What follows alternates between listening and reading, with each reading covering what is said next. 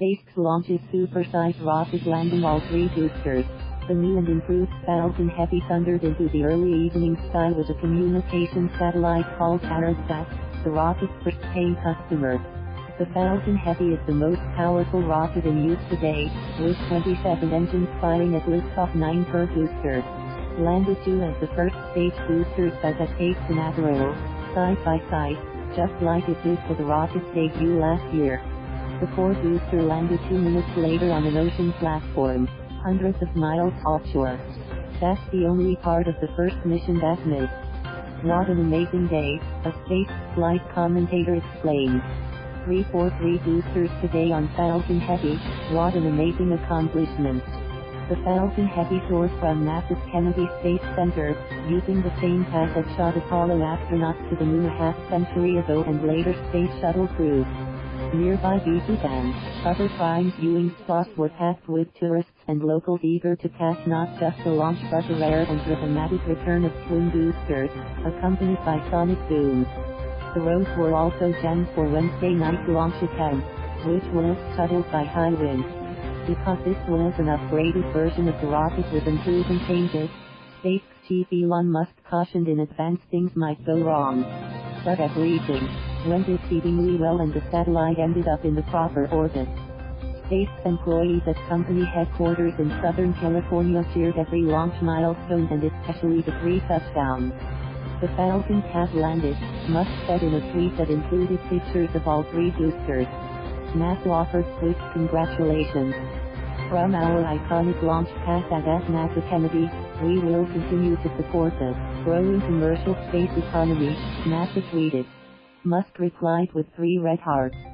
Musk put his own Tesla convertible on last year's demo. The red roadster with a mannequin, Doug Starman, likely still at the wheel, remains in a solar orbit stretching just past Mars. The roadster is thought to be on the other side of the sun from us right now, about 3/4 of the way around its first solar orbit, said John Giorgini, a senior analyst at NASA's Jet Propulsion Laboratory in Pasadena, California. A couple of dozen ground telescopes kept tabs on the car during its first several days in space, but it gradually faded from view as it headed out toward the orbit of Mars, Giorgini noted. The roadster could still look much the same as it did for the February 5, 2018, launch, just not as shiny with perhaps some chips and flakes from the extreme temperature swing, according to Giorgini. It will take decades if not centuries for solar radiation to cause it to decompose, he said. SpaceX plans to launch its next Falcon Heavy later this year on a mission for the U.S. Air Force. The boosters for that flight may be recycled from this one. NASA Administrator Jim Bridenstine last month suggested possibly using a Falcon Heavy and another company's big rocket to get the space agency's Orion capsule around the moon, minus a crew, in 2020. But the preferred method remains NASA's own Space Launch System mega rocket if it can be ready by then.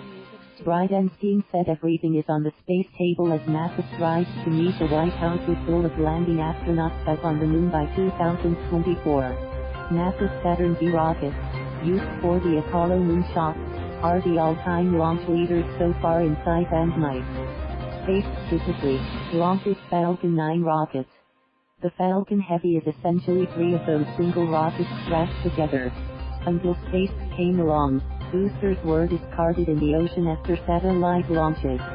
The company is intent on driving down launch costs by recycling rocket parts. Thank you for watching. Please subscribe.